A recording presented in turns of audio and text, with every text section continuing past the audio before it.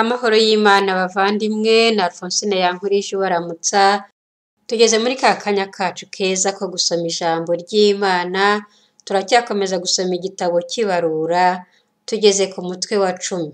Ni ku ipaji ya 215 muri Bibiliya Ntagatifu. Impanda za feza. Uhoraho abwira Musa, ati koresha impande ebyiri uzicurishe muri feza. Uzazifashisha uhamagara imbaga cyangwa uhagurutsa ingando. Nibavuza izo mpanda, imbaga yose izakoranira iruhande rwawe ku muryango w'ihema ry'ibonaniro. Nihavuga imwe gusa, abatware b'imiryango bonyine nibo bazakoranira iruhande rwawe. Nibavuza mu ijwi riranguruye, ingando z'iburasirazuba zizagenda. Nibavuza ubwa kabiri mu ijwi riranguruye, ingando zo mu majyepfo zizagenda. Ingando zose zizahagurutswa n'ijwi riranguruye. Naho mu guhamagaza imbaga, muzavuza mu ijwi rirongoroye ariko ritaranguruye. Abaherezabitambo ari bo bahungu ba Aroni, nibo bonyine bazavuza izo mpanda. Ibyo bibabera itegeko ridakuka kuri mwebwe no ku bazabakomokaho. Umwanzi nabatera mu gihugu cyanyu, mukajya kumurwanya, mujye muvuza impanda mu ijwi riranguruye. Bityo Uhoraho Imana azabibuka maze abakize ababisha banyu. Ku munsi w'ibyishimo, uw'ibirori na buri wa mbere w'ukwezi, muzavuza izo mpanda kugira ngo amajwi yazo aherekeze ibitambo byanyu bitwikwa cyangwa iby'ubuhoro. Ibyo bizatuma Imana yanyu ibibuka. Ndi Uhoraho Imana yanyu. Abayisiraheli bava kuri Sinayi berekeza mu bibaya bya Mowabu. Uko imiryango ya Isiraheli yakurikiranaga mu igenda. Mu mwaka wa 2, ku munsi wa 20 w'ukwezi kwa 2, igicu kizamuka kiva mu ihema ry'ibonaniro. Abayisiraheli bahaguruka mu butayu bwa Sinayi, buri muryango ukwawo, maze igicu gihagarara mu butayu bwa Parani. Bwari ubwa mbere bahaguruka ku itegeko ry'Uhoraho bari bagejejweho na Musa. Habanje kugenda bari mu ngando ya bene Yuda n'imitwe y'ingabo zabo. Ingabo za bene Yuda zategekwaga na Nashoni mwene Aminadabu. Ingabo za bene Isakari zategekwaga na Netaneli mwene Shuwari. Naho ingabo za bene Zabuloni zategekwaga na Eliyabu mwene Heroni. Ingoro y'Uhoraho barayiremura, bene Gerishoni na bene Merari bagenda bayihetse. Abari mu ngando ya Rubeni nabo bahagurukana n'imitwe y'ingabo zabo. Ingabo za bene Simewoni zategekwaga na Elishuru mwene Shedewuru. Ingabo za bene Simewoni zategekwaga na Shelumiyeli mwene Shurishadayi. Naho ingabo za bene Gadi zategekwaga na Eliyasifu mwene Dewuyeli. Hakurikiraho Abakehati, bagenda bikoreye ibikoresho bitagatifu. Abandi bose bababanza imbere, kuko bagombaga gushinga ingoro Abakehati batarahagera. Hongera gukurikiraho abari mu ngando ya bene Efurayimu n'imitwe y'ingabo zabo. Ingabo za bene Efurayimu zategekwaga na Elishama mwene Amihudi. Ingabo za bene Manase zategekwaga na Gamariyeli mwene Pedashuri.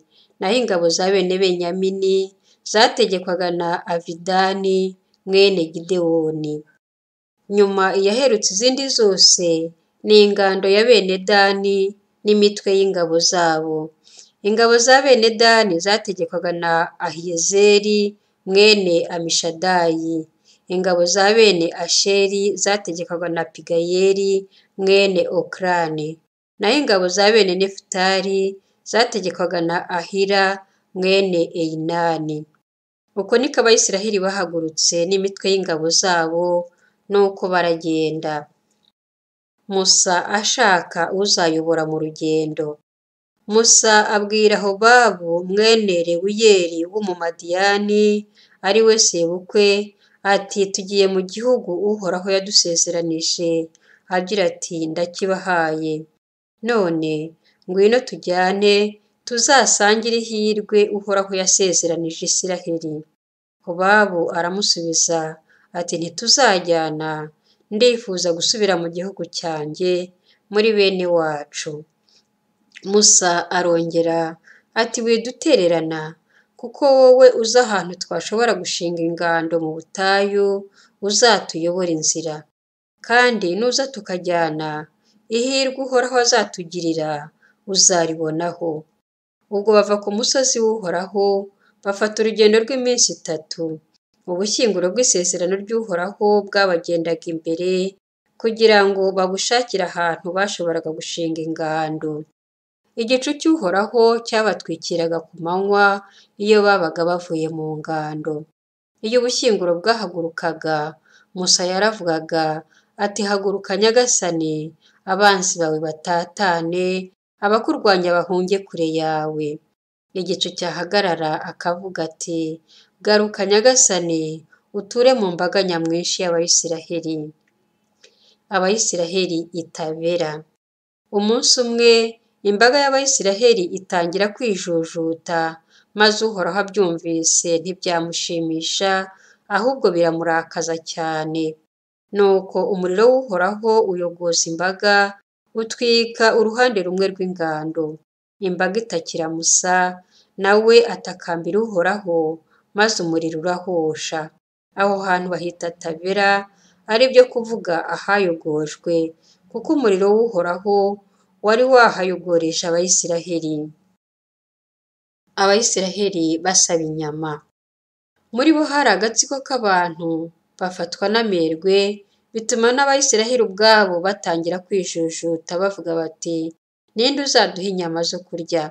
Turibuka amafi twariraga ubuntu mu Misiri, ibihaza, imyungu, hamwe n'ibitunguru by'ibibabi n'iby'ibijumba. Nta na kimwe tukibona muri ibyo, none ubuzima bwacu burakendera. Nta kindi turya uretse manu. Manu yo yari imeze nk'urubuto rwa koriyanderi, ikererana nk'ubujeni buva mu biti. Imbaga yayagaraga ijya kuyitoragura, bakayisya ku rusyo cyangwa bakayisekura. Nyuma igatekwa mu nkono, igakorwamo utugati. Yaryohaga nk'umutsima bavugishije amavuta. Iyo urume rwatondaga ku ngando nijoro, ni naho manu yayigwagaho. Musa yumva imbaga yijujuta, buri muntu ari ku muryango w'ihema rye. Uhoraho biramurakaza cyane, maze Musa abwirana agahinda Uhoraho agira ati ni iki gituma ugirira nabi umugaragu wawe? Ni iki gituma untererana, ukankorera umutwaro wo kuyobora iyi mbaga yose? Ni njye se wasamye ndababyara kugira ngo untegeke kubabumbatira ku gituza nk'uko umurezi abumbatira umwana muto, bakazarinda bagera mu gihugu wasezeranije ba sekuruza? Nzakura hehe inyama zo guha iriya mbaga yose ihora inyijujutaho ivuga ngo duhe inyama zo kurya? Jyewe jyenyine singishoboye kwihanganira umutwaro undemereye cyane wo kuyobora iyi mbaga. Niba uzahora ungenzereza utya, ndakwinginze ngo umbabarire unyice, aho kugira ngo nkomeze kubabazwa n'ibyago byanjye. Uhoraho abwira Musa ati nkoranyiriza abantu 70 bo mu batware ba Isiraheli, abagabo uziho kuba bakuru n'abacamanza b'umuryango. Uzabajyane ku ihema ry'ibonaniro, bahagararane nawe imbere yanjye. Nzamanuka nkuvugishe, maze mfate ku mwuka ukurimo nkubashyiremo, bazajya bagufasha kuyobora imbaga, bityo ntuzongera kwikorera uwo mutwaro wenyine. Kandi ubwire imbaga y'Abayisiraheli uti nimwisukurire umunsi w'ejo muzashobore kurya inyama, kuko Uhoraho yumvise imyijujuto yanyu igihe mwavugaga muti ninde uzaduha inyama zo kurya, ko twari twimereye neza mu Misiri. Uhoraho rero agiye kubaha inyama maze muzazirye.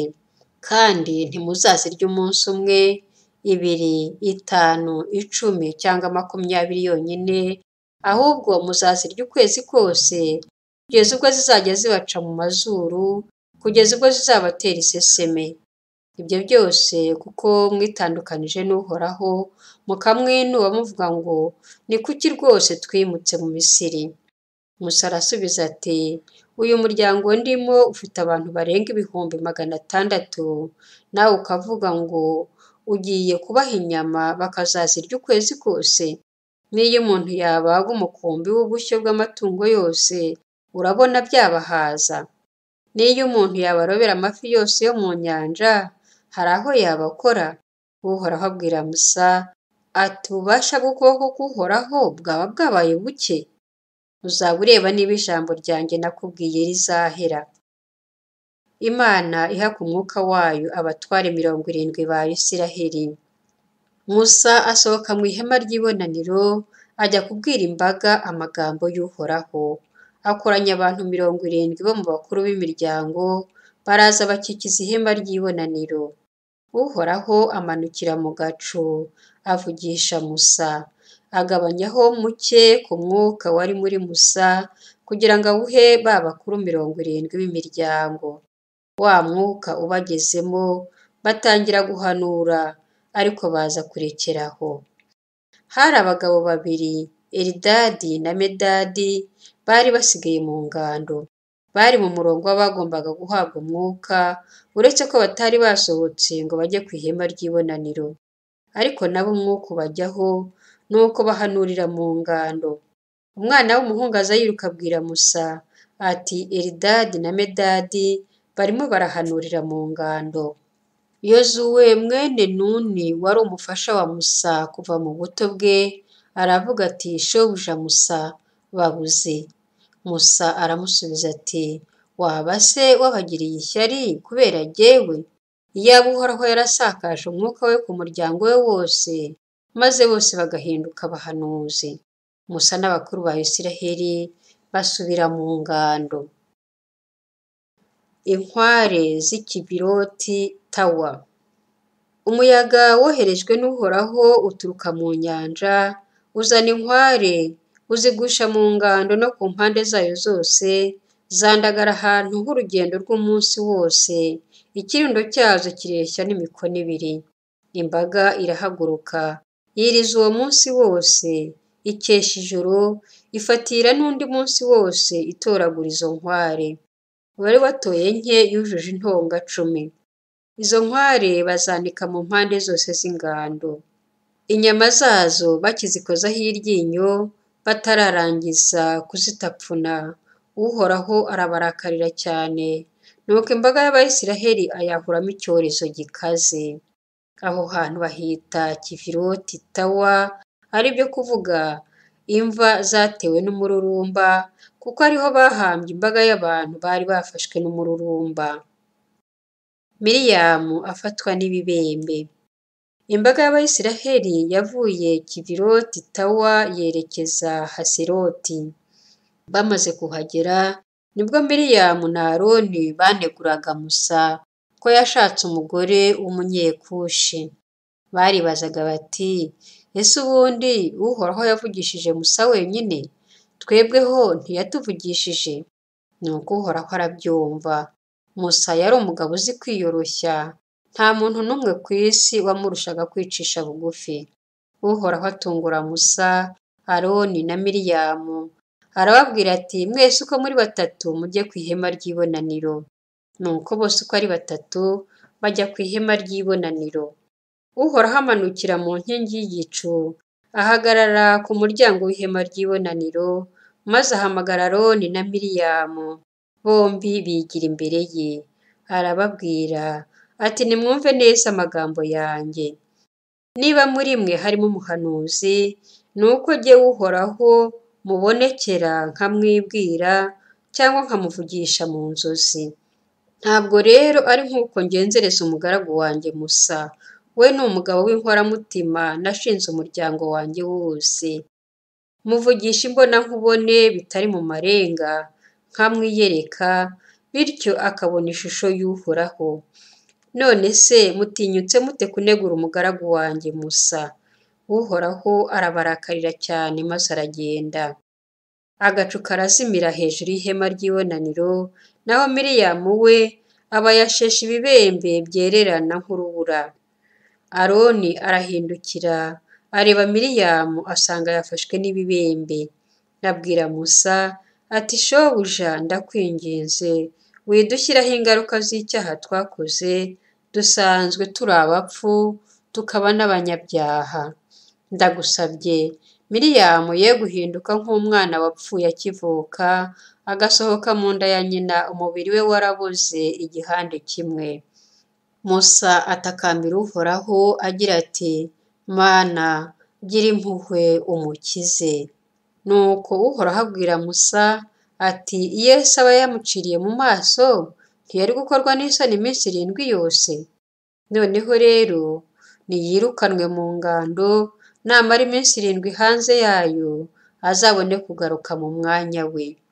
Miriyamu bamwirukana mu ngando mu gihe cy'iminsi 7. Imbaga y'Abayisiraheli nayo ntiyabikivuye aho mbere y'uko agaruka mu mwanya we. Nyuma y'ibyo Abayisiraheli bavuye Haseroti bajya gushinga ingando mu butayu bwa Parani. Musa yohereza abatasi muri Kanahani. Uhoraho abwira Musa ati ohereza abantu bajya gutata igihugu cya Kanahani jyewe ngabiye Abayisiraheli. Muzohereza abantu bavuye muri buri nzu, buri wese ahagarariye inzu y'abasekuruza be, kandi abazoherezwa bazava mu batware ba Isiraheli. Guhera mu butayu bwa Parani, Musa arabohereza nk'uko Uhoraho yari yabitegetse. Abo bantu bose bari bavuye mu batware ba Isiraheli. Dore amazina yabo: wari uhagarariye inzu ya Rubeni ni Shamuwa mwene Zakuri. Wari uhagarariye inzu ya Simewoni ni Shafati mwene Hori. Wari uhagarariye inzu ya Yuda ni Kalebu mwene Yefune. Wari uhagarariye inzu ya Isakari ni Yigweyari mwene Yozefu. Wari uhagarariye inzu ya Efurayimu ni Hosheya mwene Nuni. Wari uhagarariye inzu ya Benyamini ni Pariti mwene Rafu. Wari uhagarariye inzu ya Zabuloni ni Gadiyeli mwene Sodi. Wari uhagarariye inzu ya Yozefu ariyo ya Manase ni Gadi mwene Susi. Wari uhagarariye inzu ya Dani ni Amiyeli mwene Gemari. Wari uhagarariye inzu ya Asheri ni Sheturi mwene Mikayeli. Wari uhagarariye inzu ya Nefutali ni Nahibi mwene Wufusi. Wari uhagarariye inzu ya Gadi ni Gewuyeli mwene Maki. Ayo niyo amazina y'abantu Musa yohereje gutata igihugu cya Kanahani. Hosheya mwene Nuni Musa amwita izina rya Yozuwe. Musa abohereza gutata igihugu cya Kanahani agira ati mugende munyure kuri Negevu, muterere umusozi maze murebe niba abaturage baho ari abanyembaraga cyangwa niba ari abanyantege nke. Muzarebe niba icyo gihugu gituwe n'abo bantu ari cyiza cyangwa ari kibi, murebe niba imijyi batuyemo ari ingando cyangwa niba ari ibigo by'intavogerwa. Muzarebe niba icyo gihugu cyera imyaka cyangwa niba kiyirumbya, murebe kandi niba giteye amashyamba cyangwa niba ari ntayo. Muzanashirike ubute maze musorome ku mbuto z'icyo gihugu. Koko rero cyari igihe cy'imizabibu ya mbere. Nuko barazamuka batata icyo gihugu, bahera ku butayu bwa Sini bagera i Rehovu hafi ya Lebo Hamati. Bazamukira kuri Negevu bagera kuri Heburoni ahari hatuwe na Ahimani, Sheshayi na Tarumayi abuzukuru b'Abanaki. Heburoni yo yari yarubatswe imyaka 7 mbere y'uko Tanisi yo mu Misiri yubakwa. Bageze mu kibaya cya Eshikori bahatema ishami ry'umuzabibu rifite iseri bagombye guhekesha umutsibo ari 2. Basoromye kandi ku matunda no ku mbuto z'imitini. Aho hantu bahita ikibaya cya Eshikori, ari byo kuvuga ikibaya cy'iseri, kubera rya seri ry'umuzabibu Abayisiraheli bahasoromye. Abatasi bavuga iby'urugendo rwabo. Ubutasi bw'icyo gihugu babumazemo iminsi 40. bagaruka i Kadeshi mu butayu bwa Parani, bahasanga Musa, Aroni n'imbaga yose y'Abayisiraheli. Bababwira iby'urugendo rwabo, banabereka imbuto zo muri icyo gihugu bavuyemo. Batekerereza Musa iyo nkuru, bati twagiye mu gihugu watwoherejemo, dusanga rwose ari igihugu gitemba amata n'ubuki, mbese dore n'imbuto cyera. Ariko rero abantu bagituye ni abanyamaboko cyane, imijyi yabo ni ibigo bigari bikikijwe n'inkuta z'amabuye. Twahasanze kandi n'abuzukuru b'Abanaki. Abamaleki batuye mu ntara ya Negevu, Abahiti, Abayebuzi n'Abahemori batuye mu misozi, naho Abakanahani batuye hafi y'inyanja no ku nkombe z'uruzi rwa Yorodani. Kalebu acecekesha imbaga yari itaramiye Musa, agira ati reka tugende, tuzamuke, twigabize kiriya gihugu, nta gushidikanya ko tuzagitsinda tukacyigarurira.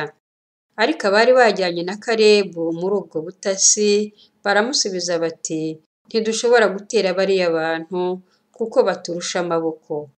Ndetse batangira no kugayira cyane Abayisiraheli icyo gihugu bari baratase, bavuga bati igihugu twazengurutse kugira ngo tugitate, twasanze ari igihugu cyica nabi abagituye, kandi n'abantu twahabonye ni abagabo barebare b'inkorokoro.